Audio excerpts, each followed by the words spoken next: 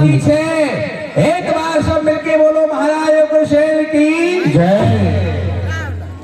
प्रजापालक, धर्म रक्षक, धर्म के अवतार हो। आज महाराज उग्रसेन आपकी जग में जय जयकार हो। शुभ दिन हो हमारा, सफल ये दरबार हो। हम तुच्छ दासों की आपके चरणों में वंदना सोई। महाराज प्रणाम। प्रसन्न रहो। सेवको जी महाराज। सर्वप्रथम तो मैं उसके लिए अपना मस्तक झुकाता हूँ जी, जिसकी कृपा से ये राज्य और ताज पाता हूँ। जी महाराज। बोलिए नारायण भगवान की जय।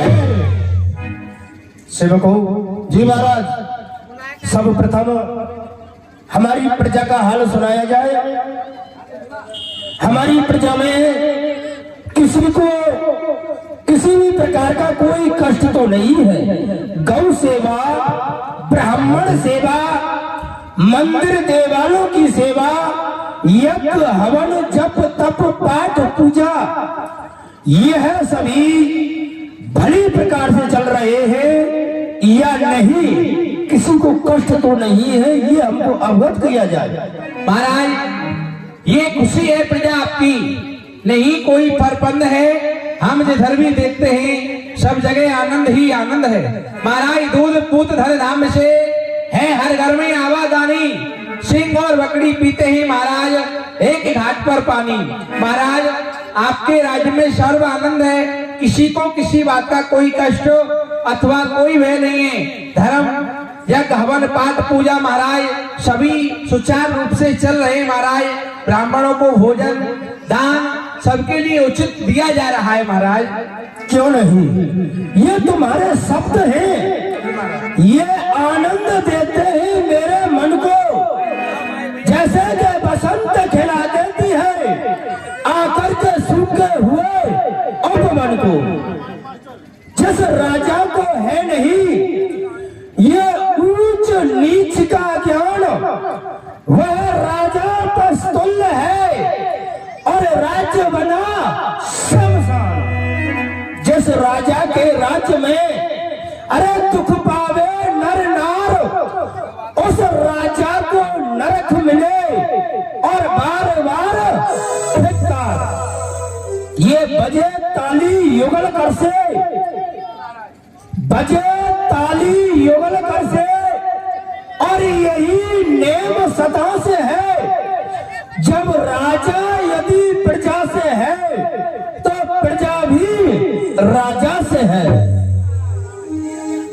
ऐसा ही होना चाहिए। और ऐसा कहते हैं यह है एक लहलाता बाग, राजा उसका माली है। तुम सभी को अपने मुख से फली फूली हर एक वृक्ष की डाली है। जब जड़ ही खोखली होगी तो पत्ता क्या हरा होगा, न राजा का भला होगा न प्रजा का भला होगा।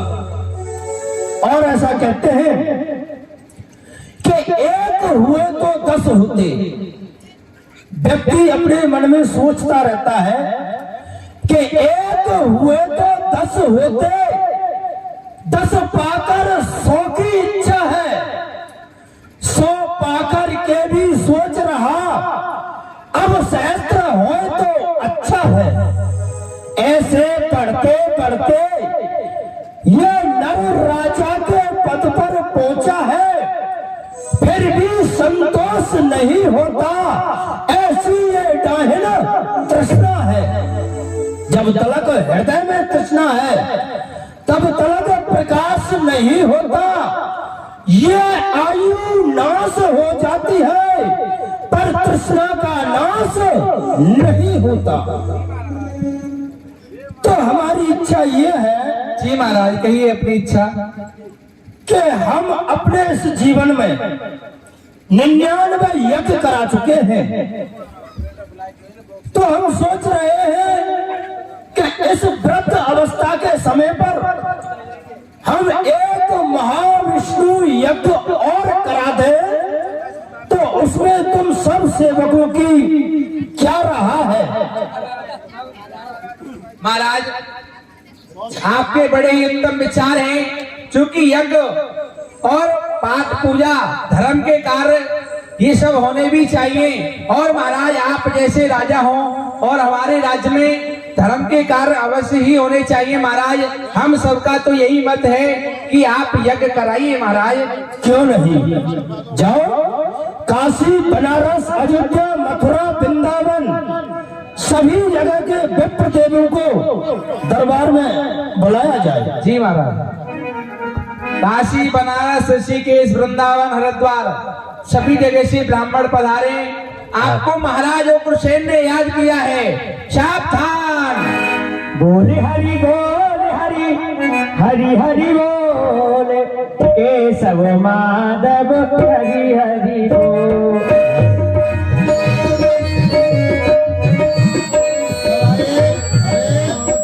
मंत्री, अरे इसको संभालो भैया। अरे तो भैया मंत्री जी। विप्रदेव प्रणाम। हाँ प्रणाम तो देखेंगे अभी। विप्रदेव, हाँ जी। इस समय आपको हमारे महाराज उग्रसेन ने याद किया है। क्या कहा? समस्त विप्र मंडल को आज महाराज ने जी अपने दरबार में याद किया है। जी, क्यों नहीं, चलना चाहिए। महाराज तो बड़े ही उदार। आइए महाराज, हाँ, आप पधारिए, आपका स्वागत है। धर्म कार्य अवश्य होने वाला है, इसीलिए महाराज ने आज याद किया है। हाँ, जाकर के सूचना दो कि विप्र मंडल आया हुआ है। महाराज की जय हो। महाराज सभी विप्र ब्राह्मण आपके द्वारे पे पधारे हुए महाराज। क्यों नहीं, ये संत मिलन को चालिए और तज माया अगमान हम जो पग आगे रखे तो कोटन यज्ञ समान वो आए हमारे यहाँ और खुले हमारे भाग। जी महाराज, हम चल करके दर्शन करें प्रेम सहित अनुराग। जी महाराज, चलो आइए। बोलिए महाराज उग्रसेन की जय। मुनिया का बने सुनाती जब राजा मिलन गयो मैं वीर समाजा। करता हूँ ऋषिराज प्रणाम मैं आपको। शंकर बढ़ाए आपके राजन यश और प्रताप को। क्यों नहीं, कल्याण हो राजन। राजन कहो। ये हम जानना चाहते हैं कि आज आपने इस विप्र मंडल को अपने दरबार में किस लिए याद किया है महाराज? आप हमें अत्यंत शीघ्र बतलावें, क्या कारण है आज इस विप्र मंडल को आपने याद किया? हे ब्राह्मण देव, मैं अपने जीवन में 99 यज्ञ कर चुका हूँ। आपके ही द्वारा मेरी 99 यज्ञ संपन्न हुई है।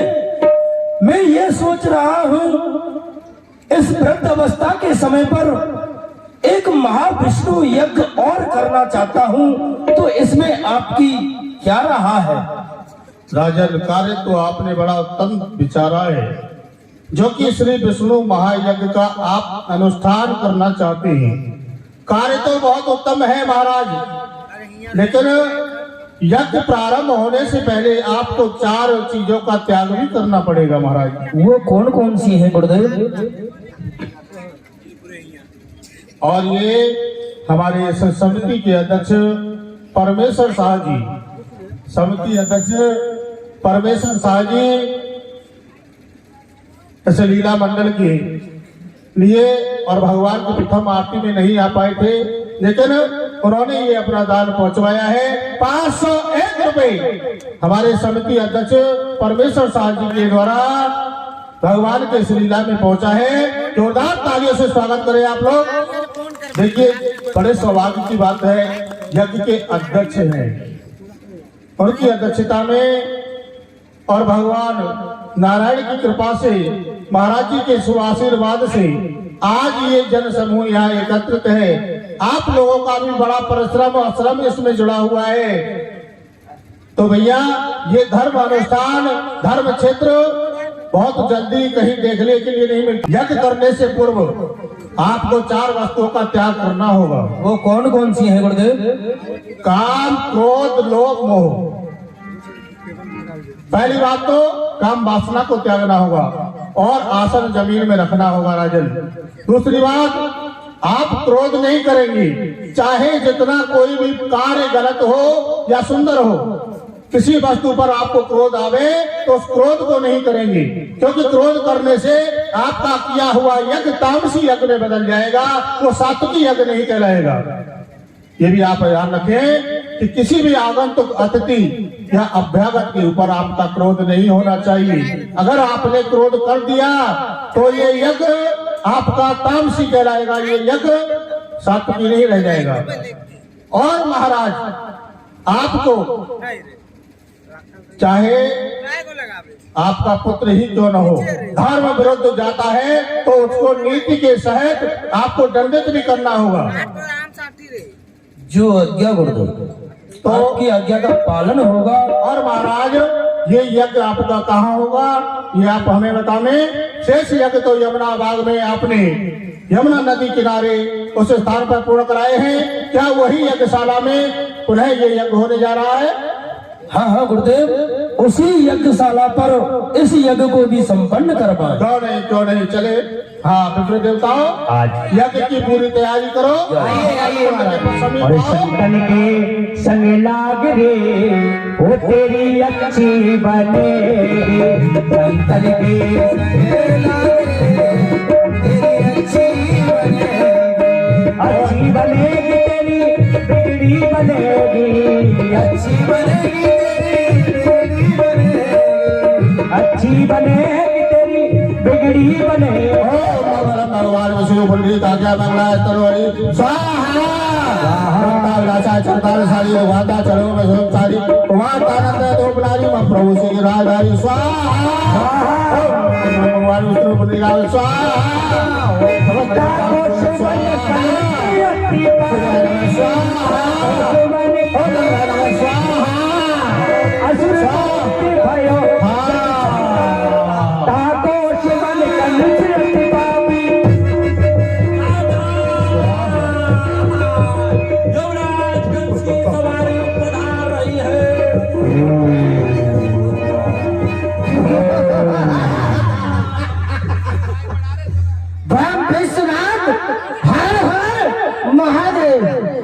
ये क्या दीवान जी? ओ मंगलम भगवान विष्णु पंडित आज्ञा मंगला स्वाहा। आज हमारे इस राज्य में हमको घूमते घूमते काफी समय हो गया, परंतु अभी तक हमारा मन शांत नहीं हुआ। क्यों नहीं दीवान? अब मन नहीं लगता किसी अनुराग में। चलो घूमने के लिए चलते हैं जमुना बाग में। इसी समय जमुना बाग की तरफ प्रस्थान किया जाए। आइए हम विश्वनाथ हर हर महादेव।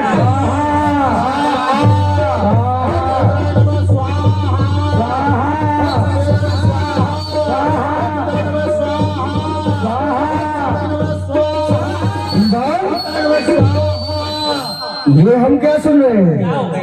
हमारे इस जमुना बाग की तरफ स्वाहा स्वाहा की आहुति लगाई जा रही है। कुछ घी के जलने की सुगंधी आ रही है।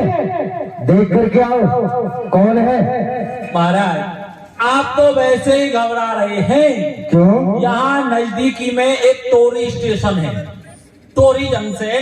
एक पैसेंजर आई है, कुछ कह रहे हैं कि चढ़ जाओ चढ़ जाओ चढ़ जाओ, कुछ कह रहे हैं कि उतर जाओ। ऐसा कुछ नहीं है, पता करके आओ। अभी देख के आता हूँ क्या हल्ला उल्ला हो रहा है। ओम मंगलम स्वाहा। ओम हरि ओम महागणनं त्वा गणपते ओम नमः महे निधिनं त्वा निधिपते ओम नमः महे वसो नमः। ये बताओ, आप में से अचार का डिब्बा कौन सा है? तोरे ये बताओ क्या कह रहे हो? वो आचार्य जी कौन है आप में से? अचार का डिब्बा खोजने नहीं, आया है नहीं, जो बाजार लगाए के यहाँ? आचार्य जी, आचार्य जी। हाँ, तो ये कहो कि इस महायज्ञ का आचार्य कौन है? हाँ, आप कौन है? तो तुमको दिखाई नहीं देता है क्या? दिखाई कम देता है रात के समय। तो ठीक है बेटा, हमको देख लो, से महायज्ञ के आचार्य हम ही हैं। ये सब क्या हो रहा है? ये सब क्या हो रहा है? हाँ, ये सब हो रहा है श्री विष्णु महायज्ञ। भग ओ यज्ञ यज्ञ हो रहा तो है। ये यज्ञ किसके कहने से हो रहा है? ये यज्ञ तुम्हारे बाप के कहने से हो रहा है, जो महाराज उग्रसेन है ना यहाँ के राजा, उनके कहने से हो रहा है। तो युवराज कंस का कहना है कि तत्काल में इसको बंद कर दिया जाए। है सुनो, युवराज का कहना है कि इसको बंद किया जाए, लेकिन हम युवराज का कहा नहीं मानेंगे। क्यों? राज आज्ञा मानना हमारा परम कर्तव्य है, ठीक है ना? और राजा की ये आज्ञा है और उन्हीं के आदेशानुसार ये यज्ञ प्रारंभ हुआ है, ठीक है? जाकर के अपने युवराज को कह दो, ठीक है ना? धर्म विमुख ना जाए और अपने पिता की शरण में आए। ये यज्ञ तो होगा और होता रहेगा बेटे, ठीक है? जाओ। जरूरी ना करो। युवराज की जय हो। क्या हुआ? युवराज, मैं आपके यमुना बाग में गया हाँ। तो मैंने क्या देखा, जमीन में गड्ढा खोद रखा है। एक करता है स्वाहा और दूसरा करता है लड्डू मिल जाए तो क्या उनसे बंद नहीं कराया? मैंने कहा, हमारा नाम नहीं सुनाया? मैंने कहा आप कौन हो? कुछ तो युवराज पंडित हैं, कुछ खंडित हैं। मैंने कहा ये सब क्या हो रहा है? पंडितों ने कहा महाविष्णु यज्ञ हो रहा है। मैंने कहा किसके कहने से हो रहा है? ब्राह्मणों ने कहा महाराज उग्रसेन के कहने से हो रहा है। मैंने कहा युवराज कंस का कहना है कि तत्काल में इसको बंद कर दिया जाए। तो पता है पंडितों ने क्या कहा? क्या कहा? आपके युवराज कौन होते हैं? क्या कहा? क्या कर लेंगे आपके युवराज? चलो इसी समय हम देखते हैं पंडितों को। हम मजा चकवाऊंगा पंडितों को। चलो। आइए आइए आइए।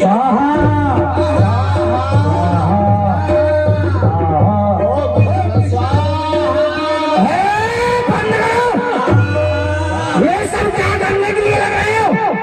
तुमको पता नहीं इस यमुना बाग में कंस के होते हुए और यज्ञ प्रारंभ कर रखी है, इसी समय बंद करो। राजन, ऐसा है युवराज, ये आपके पिता के आज्ञा से चल रहा है यज्ञ, ठीक है ना? यज्ञ की पूर्णाहुति नहीं होगी तब तक ये श्री विष्णु महायज्ञ प्रारंभ रहेगा, ये बंद नहीं किया जाएगा। ये हमारे पिताश्री के कहने से चल रहा है। उन्हीं के आदेश से। हमारे आदेश से इसे बंद करो।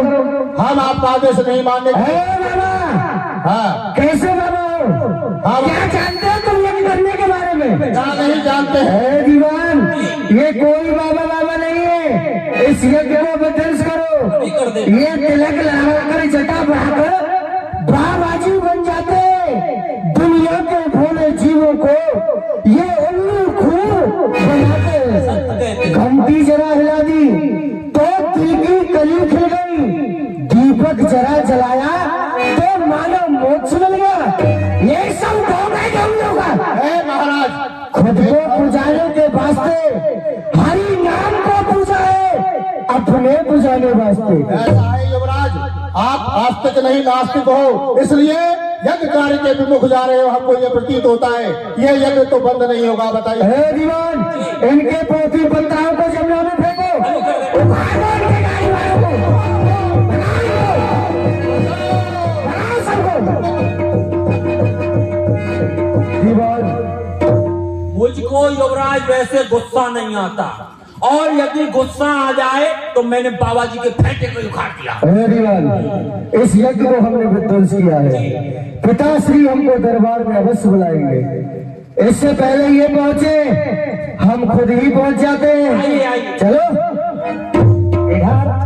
सभी महाराज के जीवन की दुहाई है, महाराज के जीवन की दुहाई है। हम सब ब्राह्मणों पर एक मुसीबत आई है। महाराज की दुहाई है, दुहाई है, दुहाई है।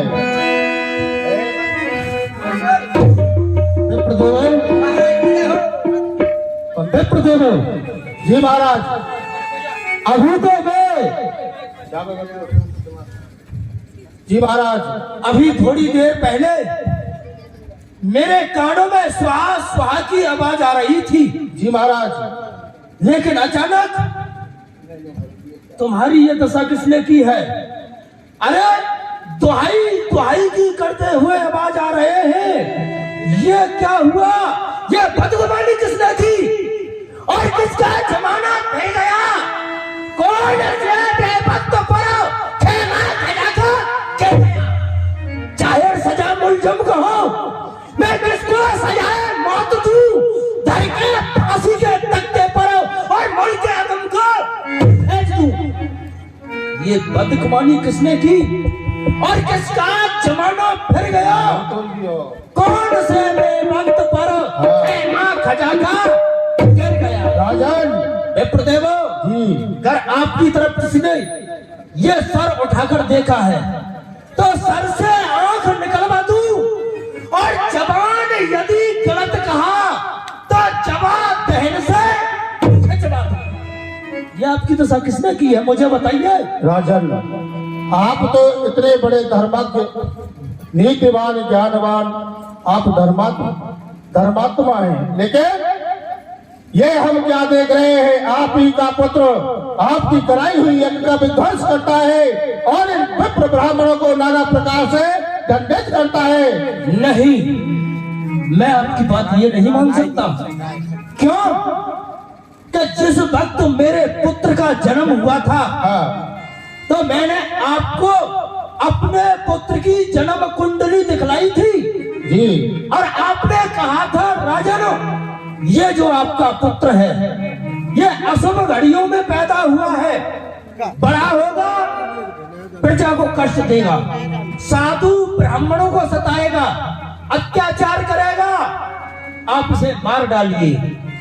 लेकिन एक ममता ऐसी होती है जो कि मैं अपने पुत्र को ना मार के आपके कहने से एक कांस के पूरा में बांध करके उन्हें जमुना में प्रवाहित कर दिया था। मेरा पुत्र कहां से आ गया? बस आपको यहाँ तक ही ज्ञात है कि आपने उसको कांस में बांध करके यमुना में प्रवाहित कर दिया। हाँ। लेकिन उसी यमुना के अंदर नारद मुनि भी, वहां पर नारद देव भी स्नान कर रहे थे और वो बहता हुआ पुत्र जब वहां आया, उन्होंने देखा कि ये बालक ऐसा कुमार है, कोमल है और ये बह रहा है, तो संत थे वो, और संत को दया आई और उन्होंने आपके पुत्र को उठा लिया और सीने से लगा लिया और अपने कुटिया में ला करके उसकी शिक्षा दी। लेकिन वही आज बड़ा होकर के आपके राज्य में आया है और आपके कराए हुए यज्ञ का वही विध्वंस भी किया है। हे विप्रदेवो, वो बच्चा है, नादान है, अभी आपको जानता नहीं है, आप उसे क्षमा कर दीजिए।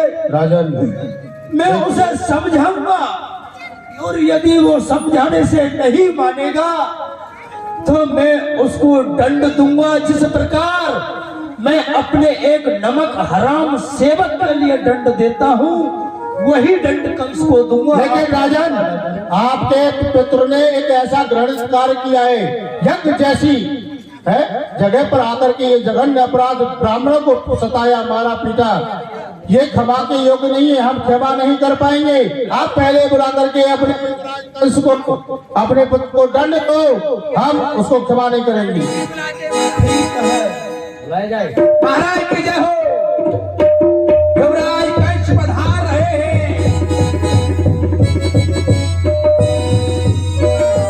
बुलाने की कोई आवश्यकता नहीं है, कंस स्वयं आ चुका है। कहिए पिताश्री, किस लिए याद किया है? पुत्र कंस, ये बताओ, क्या यमुना बाग में गया था, यज्ञ को विध्वंस किया? हाँ। ऐ कंस, ये सुना है यज्ञ मेरी को तू विध्वंस करता है और हुकूमत मेरी ठुकरा कर मेरा अपमान करता है। पिताश्री, फिर ऐसा क्यों किया? पिताश्री, तुम लुटाते हो धन को, ये मैं सह नहीं सकता। जलाते हो तुम घी को, ये मैं देख नहीं सकता। यदि घी ही जलाना है तो इस मथुरा में अनेकों पहलवान है, उन सभी पहलवानों को खिलाओ जो समय पड़ने पर तुम्हारे राज्य के काम आएंगे। क्यों जलाते हो इस घी को उन पंडितों के कहने से? यज्ञ